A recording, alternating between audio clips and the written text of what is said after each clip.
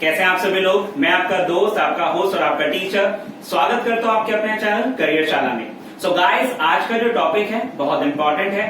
आज हम डिस्कस करने वाले हैं टेंसेस, और टेंसेस में भी हम ये डिस्कस करेंगे कि पास्ट टेंस किस तरीके से यूज होता है, पास्ट के कितने टाइप्स हैं और किस तरीके से वो यूज किए जाते हैं। तो याद ही रखना है गाइस कि आज हम लोग पास्ट से रिलेटेड जो कंडीशंस हैं, जो इम्प्लीमेंटेशंस हैं, उन सभी चीजों को आज हम सीखने वाले हैं। मुझे उम्मीद है कि ये वीडियो सेशन आप लोग के लिए बहुत ज्यादा हेल्पफुल रहने वाला है। मैं चाहूंगा कि आप इसे अंत तक जरूर देखें ताकि आज आपके डाउट्स जो है पास्ट टेंस से रिलेटेड वो सब खत्म हो जाएं। तो चलिए स्टार्ट करते हैं हमारी फर्स्ट स्लाइड के साथ। फर्स्ट स्लाइड क्या कहती है जरा समझने की कोशिश करते हैं। तो देख सकते हैं आप सभी लोग फर्स्ट स्लाइड में यहाँ पर कि लिखा हुआ है कि पास्ट इंडेफिनिट हेडिंग डली हुई है, और पास्ट इंडेफिनिट का जो हिंदी मीनिंग होता है वो होता है था था, थे थे और ती थी। तो याद रखिए गाइस, हिंदी के अकॉर्डिंग अगर हम टेंसेस को पढ़ते हैं तो दिमाग में ये रखना है कि पास्ट इंडेफिनिट जितने भी वाक्य होते हैं उनके अंत में हिंदी में ता था, थे थे और ती थी का यूज किया जाता है। तो यानी जिस भी वाक्य के अंत में ता था, थे थे, ती थी आएगा तो वो क्या कहलाएगा, पास्ट इंडेफिनिट। एग्जाम्पल के तौर पे हम देखें, मैंने कहा वह मेरे घर आता था, हम खेलने जाते थे, हम घूमने जाते थे। इस तरह के जितने भी वाक्य बनते हैं वो किससे डिनोट किए जाते हैं, पास्ट इंडेफिनिट से। अब रूल की अगर हम बात करें तो रूल नंबर 1 आप सभी को दिखाई दे रहा होगा बोर्ड पर। तो रूल नंबर 1 अगर हम देखें तो लिखा हुआ है सब्जेक्ट प्लस वर्ब की second form plus object and etcetera. अब यहाँ पर आपको एक चीज नोट करने वाली ये है कि यहाँ पर वर्ब की सेकंड फॉर्म यूज हो रही है। तो गाइस आपको याद रखना है वर्ब की सेकंड फॉर्म केवल और केवल पास्ट इंडेफिनिट में यूज होती है। पूरी इंग्लिश में वर्ब की सेकंड फॉर्म का कहीं और कोई यूज नहीं होता है। तो ये इंपॉर्टेंट बात है जो आपको याद रखनी है। तो रूल अगर हम देखें, वर्ब की सेकंड फॉर्म यूज होती है और ऑब्जेक्ट यूज होता है और एक्सेट्रा आपका लगता है। याद रखना है ये रूल कब फॉलो होगा, जब स्टेटमेंट कैसा होगा, पॉजिटिव होगा। यानी गाइस याद रखना है कि स्टेटमेंट कैसा होना चाहिए, पॉजिटिव होना चाहिए। अगर स्टेटमेंट पॉजिटिव है तभी आपका सेकंड फॉर्म लगेगा। अब देखते हैं रूल नंबर 2 को। तो रूल नंबर 2 अगर हम ध्यान से देखें तो यूज हो रहा है सब्जेक्ट प्लस आपका did plus not plus verb की first form plus object and etcetera. यानी कि आप देख सकते हैं कि सब्जेक्ट के साथ क्या आ रहा है, डेड आ रहा है, डेड के साथ क्या आ रहा है, नॉट आ रहा है, नॉट के साथ वर्ब की कौन सी फॉर्म लग रही है, फर्स्ट फॉर्म। तो याद रखिएगा गाइस कि सेकंड फॉर्म केवल तभी लगानी है जब स्टेटमेंट पॉजिटिव है। अगर स्टेटमेंट नेगेटिव आ रहा है तो वहां पर डेड के साथ आप क्या लगाएंगे, फर्स्ट फॉर्म का यूज करते हैं। तो ये बात इंपॉर्टेंट है, याद रखना है। और हमने नोट करके लिख भी रखा है कि भैया जो फर्स्ट वाला स्टेटमेंट है वो आपका क्या दिखाएगा, पॉजिटिव सेंस, वहीं जो दूसरा स्टेटमेंट जो दूसरा रूल है वो आपका क्या दिखाएगा, नेगेटिव सेंस। तो ये चीज आपको याद रखनी है। तो मुझे उम्मीद है कि आपको यहाँ तक क्लियर होगा। चलिए बढ़ते हैं अपने नेक्स्ट स्लाइड की तरफ और देखते हैं कुछ और चीजें। अब यहाँ पे आप देख सकते हैं कि मैंने पास्ट इंडेफिनिट में कंडीशंस लिखी हुई हैं, और कंडीशन नंबर 1 यहाँ पर क्या है, कंडीशन नंबर 1 है हैबिचुअल एक्शन। अब आप लोगों को याद ये रखना है कि हैबिचुअल एक्शन होता क्या है। मैंने एक वीडियो सेशन हैबिचुअल एक्शन पर भी बना रखा है। अगर आप लोगों ने वो नहीं देखा है या हैबिचुअल एक्शन डिटेल में पढ़ना चाहते हैं तो प्लीज उस वीडियो सेशन को जरूर देखें। तो फिलहाल अगर हम देखें हैबिचुअल एक्शन, तो सिर्फ इतना याद रखिएगा कि जहां पर भी एवरी या पर के साथ टाइम आएगा वो आपका क्या रहेगा, हैबिचुअल एक्शन। हैबिचुअल एक्शन मतलब होता क्या है कि भैया जब भी कभी एक निश्चित समय की अवधि के बाद कोई काम दोबारा से किया जाए, यानी कि एक फिक्स इंटरवल ऑफ टाइम के बाद कोई भी काम अगर दोबारा से किया जाए तो उसे हम हैबिचुअल एक्शन कहते हैं। और वाक्यों में आपको याद रखना है कि एवरी या पर के साथ अगर टाइम आएगा तो वो क्या कहलाएगा, हैबिचुअल एक्शन कहलाएगा। तो मुझे उम्मीद है क्लियर हुआ होगा सभी को। अब एग्जाम्पल अगर हम देखें तो लिखा हुआ है first example, I paid 10,000 rupees to you every month। अब यहाँ पर वर्ड यूज हो रहा है एवरी मंथ। एवरी मंथ का मतलब ये हुआ कि हर महीने वो उसे 10,000 रुपए दे रहा था। ठीक है, तो यानी कि मैं तुम्हें 10,000 रुपए हर महीने देता हूं। तो ये चीज आपको याद रखनी है कि वो हर महीने 10,000 रुपए देता था, ये यूज हुआ। नेक्स्ट रूल नंबर 2 क्या, स्टेटमेंट नंबर 2 क्या कह रहे हैं, they got this interest per annum. यानी कि जो ये इंटरेस्ट है उन्हें कब मिलता था, पर एनम। यानी अगर हम देखें पूरे साल पर मिलता था, हर साल मिलता था। तो याद रखिए पर एनम यूज हुआ, यानी कि हैबिचुअल एक्शन अगेन आ रहा है। राहुल केम हियर एवरीडे, यानी राहुल जो है हर दिन यहाँ आता था, हर रोज यहाँ आता था। तो यहाँ पर क्या यूज हुआ, एवरीडे वर्ड यूज हो रहा है। तो मुझे उम्मीद है क्लियर हुआ होगा कि जहां पर भी हैबिचुअल एक्शन में एवरी या पर के साथ टाइम आएगा वो आपका क्या कहलाएगा, हैबिचुअल एक्शन कहलाएगा। साथ ही अगर स्टेटमेंट पास्ट में और ये वर्ड यूज हो रहे हैं तो वो हैबिचुअल एक्शन इन पास्ट होता है। तो मुझे उम्मीद है इतना क्लियर हुआ होगा। देखते हैं अपने नेक्स्ट स्लाइड की तरफ। अब नेक्स्ट स्लाइड में अगर हम देखें तो आप लोगों ने देखा होगा यहाँ पे लिखा हुआ है कि we generally use past time with past indefinite. तो याद रखना है गाइस, इंपॉर्टेंट है ये कि पास्ट इंडेफिनिट जब भी कभी यूज होता है तो जनरली इसके साथ हम यूज करते हैं पास्ट टाइम। यानी पास्ट टाइम मतलब वो समय जो आपका जा चुका है उसको हम यहाँ पर यूज करते हैं। अब अगर हम देखें यहाँ पर लिखा हुआ है टाइमिंग कौन कौन से, यस्टरडे लिखा हुआ है, लास्ट प्लस टाइम लिखा हुआ है, पास्ट प्लस टाइम लिखा हुआ है, प्रीवियस डे लिखा हुआ है। तो ये जो टाइमिंग्स हैं बेसिकली अगर पास्ट इंडेफिनिट में ही आपका जनरली यूज किए जाते हैं, ये आपको याद रखना है। एग्जाम्पल अगर हम देखें, मैंने कहा ही केम हेयर यस्टरडे, यानी कि वो यहाँ आता था कब, वो यहाँ आया कल, यहाँ पर वो आया, ये स्टेटमेंट यूज हुआ यस्टरडे में हमने बताया। नेक्स्ट है Rohan bought this bike last night, यानी कि जो रोहन ने ये जो बाइक खरीदी कब खरीदी, लास्ट नाइट, यानी कि कल रात को खरीदी। ये चीज आपको याद रखनी है। तो गाइस ये आपको याद रखना है कि जितना भी ये टाइमिंग है ये पास्ट टेंस में जनरली यूज होते हैं और पास्ट इंडेफिनिट को फॉलो करते हैं। तो मुझे उम्मीद है ये क्लियर हुआ होगा। चलते हैं अपनी नेक्स्ट स्लाइड की ओर। तो ये था हमारा पास्ट इंडेफिनिट जो हमने पढ़ा। अब हम स्टार्ट करने वाले हैं पास्ट कॉन्टिन्यूअस। तो पास्ट कॉन्टिन्यूअस क्या होता है उसे जरा डिटेल में समझते हैं। तो सबसे पहले कॉन्टिन्यूअस समझते हैं गाइस। तो आपको क्या रखना है, कॉन्टिन्यूअस का मतलब क्या हुआ कि कोई भी काम जो रेगुलर हो रहा है, समझ में आ रहा होगा सभी को, कोई भी काम जो रेगुलर हो रहा था या कोई भी काम जो रेगुलर हो रहा होगा, ये क्या होता है आपका कॉन्टिन्यूअस होता है। यानी कॉन्टिन्यूअस अगर हम देखें, कोई भी जो वर्क है, कोई भी जो एक्शन है वो रेगुलर चल रहा है, चल रहा था या चल रहा होगा, इस तरीके से इसे डिफाइन किया जाता है। तो पास्ट कॉन्टिन्यूअस है क्योंकि ये पास्ट की बात कर रहे हैं। तो हिंदी में इसका मीनिंग रहेगा रहा था, रहते, रही थी। यानी कि बेसिकली आपको याद रखना है किसी भी वाक्य के अंत में अगर हिंदी के अकॉर्डिंग देखें, अगर आता है रहा था, रहते और रही थी, तो वो क्या कहलाएगा, पास्ट कॉन्टिन्यूअस कहलाएगा। मुझे उम्मीद है क्लियर हो रहा होगा सभी को। एग्जाम्पल अगर हम देखें, मैंने कहा वह मेरे घर आ रहे थे, हम खेलने जा रहे थे, मैं पढ़ाई कर रहा था। इस तरह के जितने भी वाक्य होते हैं वो किससे डिनोट किए जाएंगे, पास्ट कॉन्टिन्यूअस से डिनोट किए जाएंगे। अब देखते हैं रूल। तो रूल अगर हम देखें तो सबसे पहले आ रहा है सब्जेक्ट, सब्जेक्ट के साथ यूज हो रहा है वॉज वर्ब, वॉज वर्ब के साथ यूज हो रहा है वर्ब की first form plus ING plus object and etcetera. यानी रूल क्या है, रूल नंबर 1 कह रहा है कि सब्जेक्ट आपको यूज करना है, वॉज वर्ब यूज करना है, आईएनजी फॉर्म यूज करना है, ऑब्जेक्ट भी आपको यूज करना है। यानी वॉज वर्ब के साथ जहां पर भी आईएनजी फॉर्म आएगा, याद रखना है वो पास्ट कॉन्टिन्यूअस कहलाएगा। अब देखते हैं इसमें एग्जाम्पल नंबर 1। तो लिखा हुआ है they were going to play cricket, यानी कि वे जा रहे थे क्रिकेट खेलने के लिए, यानी क्रिकेट खेलने के लिए वो जा रहे थे, ये यूज हुआ। नेक्स्ट है Akash was driving his new car, यानी जो आकाश है वो अपनी नई कार चला रहा था, तो ये भी क्या हुआ, पास्ट कॉन्टिन्यूअस हुआ। He was plucking mangoes from this garden, यानी कि वह इस गार्डन से क्या तोड़ रहा था, आम तोड़ रहा था, तो ये चीज क्या हुई, पास्ट कॉन्टिन्यूअस हुई।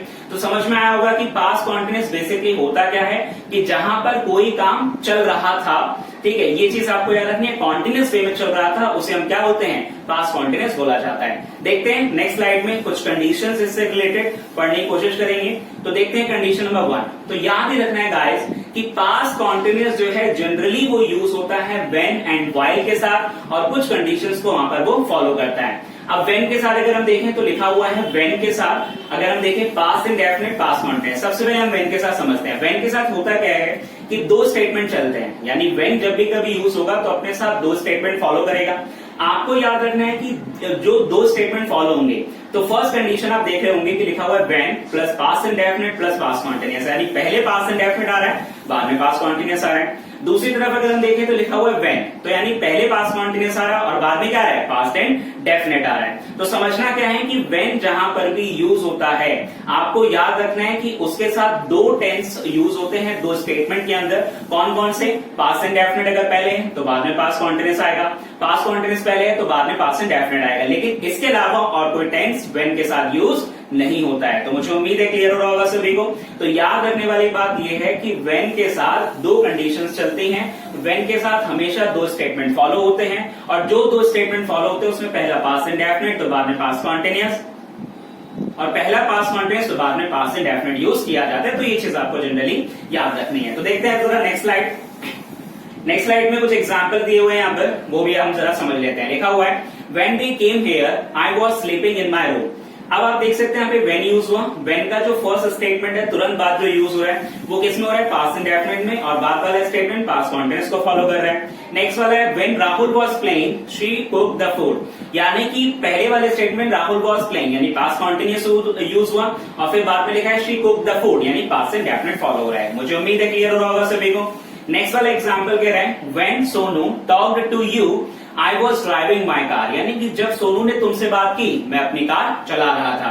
तो याद ही रखना है इसमें क्या हो रहा है, Sonu talked to you guys use हो रहा है, यानी पहले पास्ट इंडेफिनिट और बाद में पास्ट कॉन्टिन्यूअस फॉलो किया जा रहा है। नेक्स्ट वाला अगर हम देखें, when you were watching television, यानी कि जब तुम टीवी देख रहे थे, आई ऑर्डर दिस फूड, यानी कि मैंने इस खाने को ऑर्डर किया। तो याद रखना है पहले पास्ट कॉन्टिन्यूअस है और बाद में क्या है, पास्ट इंडेफिनिट है। तो मुझे उम्मीद है क्लियर हुआ होगा सभी को एग्जाम्पल के थ्रू कि किस तरीके से व्हेन के साथ पास्ट कॉन्टिन्यूअस की कंडीशंस फॉलो की जाती हैं। स्टार्ट करते हैं, नेक्स्ट स्लाइड में देखते हैं क्या होता है आगे।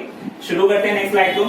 तो अगर हम देखें यहाँ पर, तो वाइल अब देखते हैं। तो हमने अभी भी पढ़ा कि भैया पास्ट कॉन्टिन्यूअस दो मेन वर्ड के साथ यूज होता है, पहला व्हेन और दूसरा वाइल। व्हेन हम पढ़ चुके हैं, अब हम वाइल की तरफ देखते हैं। तो वाइल में आपको ये याद रखना है कि वाइल के साथ पहला स्टेटमेंट पास्ट कॉन्टिन्यूअस है, समझ में आ रहा होगा सभी को, और बाद वाला स्टेटमेंट पास्ट इंडेफिनिट है। वही दूसरी कंडीशन में अगर हम देखें तो लिखा हुआ है पास्ट कॉन्टिन्यूअस पहले और बाद में पास्ट कॉन्टिन्यूअस। तो गाइस एक बात जो आपको याद रखनी है, रट लेनी है, वो ये है कि जब भी कभी वाइल वर्ड यूज होता है तो हमेशा जो फर्स्ट स्टेटमेंट रहेगा वो पास्ट कॉन्टिन्यूअस रहेगा, बाद वाला स्टेटमेंट पास्ट इंडेफिनिट या पास्ट कॉन्टिन्यूअस में से कोई भी एक हो सकता है। तो याद रखिएगा, दोबारा से मैं समझाता हूं आपको कि जब भी कभी वाइल यूज होगा तो वाइल में पहला स्टेटमेंट आपका हमेशा केवल और केवल कौन सा होगा, पास्ट कॉन्टिन्यूअस होगा, और बाद वाला स्टेटमेंट इंडेफिनिट और कॉन्टिन्यूअस में से कोई भी हो सकता है, ये आपको याद रखना है। तो देखते हैं नेक्स्ट स्लाइड, कुछ एग्जांपल्स के साथ यहाँ समझने की कोशिश करें किस तरीके से वाइल यूज होता है। तो देखते हैं एग्जांपल। फर्स्ट एग्जांपल लिखा हुआ है व्हाइल आई वाज स्लीपिंग, यानी कि while I was sleeping someone knocked my door, यानी जब मैं सो रहा था तब किसी ने मेरा दरवाजा खटखटाया। अब आप देख सकते हैं while I was sleeping use हो रहा है। अब व्हाइल आई वाज स्लीपिंग यानी व्हाइल के साथ सबसे पहले हो रहा है पास्ट कॉन्टिन्यूअस यूज और बाद में क्या जा रहा है, पास्ट इंडेफिनिट जा रहा है। नेक्स्ट एग्जांपल है while he was doing homework Renu was cleaning this room, यानी आप देख सकते हैं व्हाइल के साथ फर्स्ट स्टेटमेंट भी पास्ट कॉन्टिन्यूअस है और बाद वाला भी पास्ट कॉन्टिन्यूअस को भी डिनोट कर रहा है। तो मुझे उम्मीद है क्लियर हो रहा होगा सभी को। नेक्स्ट वाला एग्जांपल है while she was decorating this house I book this car, यानी कि जब उसने इस घर को सजाया तब तक मैंने गाड़ी बुक कर दी। अब यहाँ पे she was decorating this house है, पास्ट कॉन्टिन्यूअस व्हाइल के साथ पहले आ रहा है और बाद में क्या जा रहा है, पास्ट इंडेफिनिट जा रहा है। तो मुझे उम्मीद है कि आपको समझ में आ रहा होगा कि व्हाइल के साथ पास्ट इंडेफिनिट और कॉन्टिन्यूअस किस तरीके से यूज होते हैं, ये आपको याद रखना है। चलिए बढ़ते हैं अपनी नेक्स्ट स्लाइड के साथ, देखते हैं कुछ और इन्फॉर्मेशन को। तो स्टार्ट करते हैं अब हमारा नेक्स्ट टेंस, यानी पास्ट इंडेफिनिट हम पढ़ चुके, कॉन्टिन्यूअस हम पढ़ चुके, अब हम पढ़ने वाले हैं पास्ट परफेक्ट। तो देखते हैं पास्ट परफेक्ट बेसिकली होता क्या है, किस तरीके से यूज किया जाता है। तो आपको याद रखना है पास्ट परफेक्ट में हिंदी सेंस अगर हम देखें तो लिखा जाता है चुका था, चुके थे और चुकी थी, यानी किसी भी वाक्य में अगर कोई काम कंप्लीट हो चुका था तो वहां पर क्या यूज होता है, पास्ट परफेक्ट। तो परफेक्ट का बेसिक मीनिंग होता है कंप्लीशन, ये आपको याद रखना है कि जहां पर भी कोई काम हो चुका हो वहां पर हम परफेक्ट टेंस यूज किया जाता है। परफेक्ट का मतलब ही अपने आप में कंप्लीशन है। तो याद ही रखना है कि पास्ट परफेक्ट वहां यूज होगा जहां पर कोई काम हो चुका था पास्ट में, तो ये चीज आपको याद रखनी है। रूल अगर हम देखें तो लिखा है सबसे पहले subject plus had plus verb की third form plus object and etcetera, यानी अगर हम देखें तो आपको याद रखना है सबसे पहले सब्जेक्ट यूज होगा प्लस हैड यूज होगा प्लस वर्ब की थर्ड फॉर्म यूज होगा plus object and etcetera use किया जाएगा। ये आपको याद रखना है, रट लेना है कि पास्ट परफेक्ट में किस तरीके का रूल यूज किया जाता है। एग्जाम्पल अगर हम देखें, they had bought a new car, यानी कि वे नई कार खरीद चुके थे। मैंने एग्जाम्पल लिया, हैड के साथ थर्ड फॉर्म यानी बॉट यूज किया और उसके बाद ऑब्जेक्ट अ न्यू कार, तो यानी कि they had bought a new car बोला गया। मुझे उम्मीद है क्लियर हो रहा है सभी को, मजा आ रहा होगा पढ़ने में। नेक्स्ट देखते हैं Monika had reached on time for this function, है जो मोनिका थी वो इस फंक्शन के लिए टाइम पर पहुंच चुकी थी। तो हैड यूज हुआ और वर्ब की थर्ड फॉर्म रीच्ड यूज हो रहा है। तो मुझे उम्मीद है क्लियर हुआ होगा एग्जांपल के थ्रू। अब जरा बढ़ते हैं आगे, नेक्स्ट स्लाइड की तरफ देखते हैं कि पास्ट परफेक्ट से रिलेटेड कंडीशंस क्या क्या हो सकते हैं या क्या होते हैं। अब आपको क्या समझना है, दो पर्टिकुलर वर्ड होते हैं, एक होता है आफ्टर और एक होता है बिफोर, दोनों ही प्रेपोजिशन है, समझ में आ रहा होगा सभी को। अब अगर कभी भी आफ्टर के साथ पास्ट परफेक्ट होता है, देखो आफ्टर एंड बिफोर का मीनिंग समझते हैं। आफ्टर का हिंदी मीनिंग होता है बाद में और बिफोर का हिंदी मीनिंग होता है पहले। तो आपको वर्ड के मीनिंग के अकॉर्डिंग याद रखना है कि आफ्टर का मतलब क्योंकि बाद में होता है इसलिए पास्ट परफेक्ट हमेशा आफ्टर के बाद यूज किया जाएगा। वहीं बिफोर का मतलब पहले होता है इसलिए जो पास्ट परफेक्ट है हमेशा बिफोर से पहले यूज किया जाएगा। तो ये चीज याद रखना है गाइस कि आफ्टर के बाद हमेशा पास्ट परफेक्ट यूज होता है जबकि बिफोर से पहले यूज किया जाता है। ये आपको रख लेना है, याद रखना है, भूलना बिल्कुल भी नहीं है। देखते हैं कुछ एग्जाम्पल्स ताकि आपको ज्यादा से ज्यादा समझ में आए। देखते हैं एग्जाम्पल नंबर 1। एग्जाम्पल नंबर 1 कह रहा है the train had left the station before I reach there, यानी कि मेरे पहुंचने से पहले ही ट्रेन वहां से निकल चुकी थी। तो आप देख सकते हैं यहाँ पर एक वर्ड यूज हुआ, बिफोर वर्ड यूज हो रहा है। अब बिफोर से पहले आप देख सकते हैं पास्ट परफेक्ट यूज हो रहा है और बिफोर के बाद पास्ट एंड डेफिनेट, यानी जो बिफोर है उससे पहले पास्ट परफेक्ट आना चाहिए, जो कि वहां पर आ रहा है। तो यानी स्टेटमेंट कैसा हुआ, सही हुआ। नेक्स्ट वाला एग्जांपल है the patient died after the doctor had come. अब यहाँ पर जो वर्ड यूज हो रहा है वो कौन है, आफ्टर यूज हो रहा है। अब आफ्टर जब यूज हो रहा है तो आप देख सकते हैं जो पास्ट परफेक्ट है वो कब यूज हो रहा है, बाद में यूज हो रहा है। यानी कि आफ्टर का मतलब बाद में है, तो पास्ट परफेक्ट भी बाद में यूज होना चाहिए, जो कि वहां पर हो रहा है, यानी स्टेटमेंट ये भी क्या हुआ, सही हुआ। नेक्स्ट है यहाँ पे Amit had bought a new car before you came here, यानी कि अमित यहाँ पर यूज हो रहा है, हैड बॉट यूज हो रहा है। वर्ड कौन है यहाँ पर, बिफोर। तो आपको याद रखना है कि भैया बिफोर से पहले पास्ट परफेक्ट आना चाहिए और वो वहां पर आ रहा है, यानी स्टेटमेंट यहाँ पर क्या हुआ, सही हुआ। तो हमने क्या सीखा कि आफ्टर का मतलब बाद में है तो पास्ट परफेक्ट आफ्टर के हमेशा बाद आएगा, बिफोर का मतलब पहले है तो पास्ट परफेक्ट हमेशा बिफोर से पहले आएगा। तो मुझे उम्मीद है आपको क्लियर हो रहा होगा ये सब चीजें। बढ़ते हैं अपने नेक्स्ट स्लाइड की ओर और देखते हैं पास्ट परफेक्ट कॉन्टिन्यूअस, यानी आज की लास्ट कंडीशन है गाइस पास्ट से रिलेटेड। आपको करना है पास्ट परफेक्ट कॉन्टिन्यूअस में हिंदी मीनिंग समझते हैं। सबसे पहले आपको याद रखना है किसी भी वाक्य के अंत में अगर रहा था, रहे थे, रही थी प्लस टाइम यानी समय आता है तो वो क्या कहलाएगा, पास्ट परफेक्ट कॉन्टिन्यूअस। एग्जाम्पल के तौर पे मैं सुबह से पढ़ रहा था, ठीक है, वह कल से यहाँ आ रहे थे, वह दोपहर से खेल रहे थे। इस तरह के जितने भी वाक्य हैं वो किससे डिनोट होते हैं, आपके पास्ट परफेक्ट कॉन्टिन्यूअस से डिनोट किए जाते हैं। रूल समझने की कोशिश करते हैं। यहाँ पर रूल लिखा गया subject plus had plus been plus वो की first form ING plus object plus since for plus time. यानी रूल क्या कह रहा है कि सबसे पहले भैया सब्जेक्ट यूज होता है, सब्जेक्ट के साथ हैड यूज होता है, प्लस बीन यूज होता है, वर्ब की first form plus ING plus object plus since for plus time. अब आपको याद ही रखना है कि सिंस फॉर के ऊपर मैंने एक सेशन आप लोग का ऑलरेडी ले चुका हूं। मैंने उसमें दिखाया है कि सिंस फॉर का यूज बेसिकली किस तरीके से होता है, और अगर आपने वो सेशन नहीं देखा है तो प्लीज उस सेशन को जरूर देखें ताकि सिंस फॉर से रिलेटेड आपके सारे डाउट क्लियर हो। तो फिलहाल यहाँ पर हम सिंस फॉर को बेसिक समझ लेते हैं कि होता क्या है। सिंस का यूज होता है डेफिनेट टाइम यानी निश्चित समय को दिखाने के लिए, जबकि फॉर का यूज होता है इंडेफिनेट टाइम यानी अनिश्चित समय को दिखाने के लिए। ये बेसिक फॉर्म है, आपको याद रखना है। एग्जाम्पल देखें, they had been doing this job since 2017। अब वो ये जॉब जो है वो कर रही थी, कब से कर रही थी, 2017 से। तो 2017 यानी नेम ऑफ ईयर है, पर्टिकुलर ईयर का नेम है, तो कैसा हुआ, डेफिनेट टाइम हुआ। और डेफिनेट टाइम हुआ तो हमने क्या यूज कर रखा है, सिंस यूज कर रखा है। मुझे उम्मीद है क्लियर हो रहा होगा सभी को। नेक्स्ट देखते हैं, Suresh had been cooking food for 2 hours, यानी कि सुरेश है वो 2 घंटे से खाना पका रहा था, यानी कि फॉर यूज हुआ, क्योंकि 2 आवर्स कैसा टाइम है, इंडेफिनेट। यानी जब भी कभी निश्चित समय होगा तो वहां पर क्या यूज किया जाएगा, आप लोग को यूज करना होता है सिंस, और जहां पर भी अनिश्चित समय यानी इंडेफिनेट टाइम होता है वहां पर हम आपका फॉर यूज करते हैं।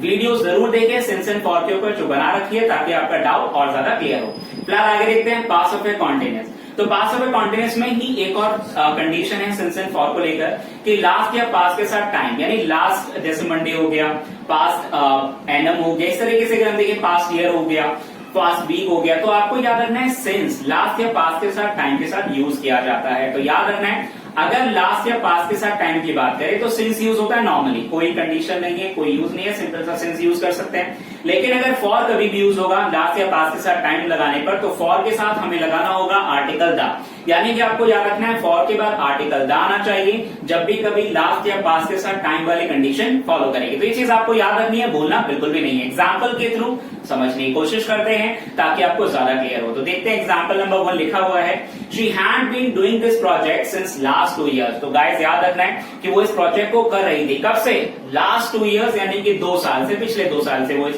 प्रोजेक्ट को कर रही थी। तो यहाँ पर यूज हुआ सिंस, क्योंकि लास्ट 2 years लिखा हुआ है तो सिंस यूज हो रहा है विदाउट एनी प्रॉब्लम, सब कुछ सही है। नेक्स्ट देखें, some players had been doing practice in the ground for the last Monday. तो फॉर द लास्ट मंडे, अब देखो यहाँ पे लास्ट मंडे यूज हो रहा है। अगर फॉर के साथ द नहीं आया होता तो स्टेटमेंट क्या हो जाता, गलत हो जाता। तो मुझे उम्मीद है कि आज के सेशन में आपके पास्ट टेंस से रिलेटेड सारे डाउट क्लियर हुए होंगे। मुझे उम्मीद है सारी चीजें आपको अच्छे से समझ में जरूर आई होंगी। वीडियो अगर अच्छी लगी हो तो बिल्कुल लाइक, सब्सक्राइब और शेयर करना बिल्कुल भी ना भूलें। साथ ही आपकी जो क्वेरी है वो सेशन के एंड में जाकर हमें जरूर बताएं कि कैसे डाउट थे जो अभी भी आपको समझ में नहीं आए हैं। मिलते हैं आपसे नेक्स्ट सेशन में। Thanks to all, thanks to everyone.